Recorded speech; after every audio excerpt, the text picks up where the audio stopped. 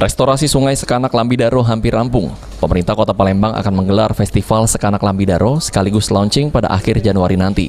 Festival Sungai Sekanak nantinya akan digelar selama 2 hari dengan berbagai pertunjukan seperti mengambil sampah di sungai, pemeran kerajinan, serta fashion show bujang gadis di 18 kecamatan di Kota Palembang.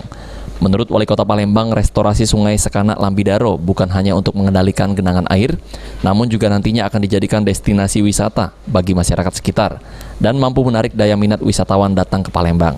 Akhir Januari, paling lambat mungkin di awal Februari, festival ini akan dilaksanakan selama 2 hari. Festival ini dalam rangka apa, Pak? Festival Sungai. Festival Sungai Sekanak Lambidaro. Bocorannya seperti apa, Pak? Nah, harapan kita ya dengan adanya Sekanak Lambidaro yang sudah kita revitalisasi saat ini dengan dana yang cukup besar kan, tentu akan betul-betul bermanfaat bagi masyarakat.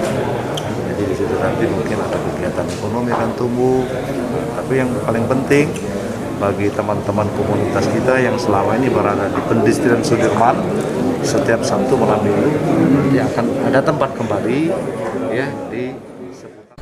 Sementara itu, Kepala Balai Besar Sungai Sumatera Wilayah 7, Mariadi Utama mengungkapkan, Wali Kota sudah membagi tugas kepada masing-masing OPD.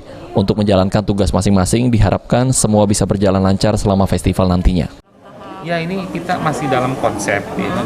Ke depan kita udah mulai tahap persiapan, mencari sponsor dan mulai tadi udah kelihatan Pak Wali Kota membagi tugas-tugasnya ke teman-teman OPD dan tentunya kami sendiri BBS Sumatera 8. Itu lebih yang ke arah yang dari Pak yang di sebelah tim itu ya Pak, yang di arah 26 itu belum ya Pak ya?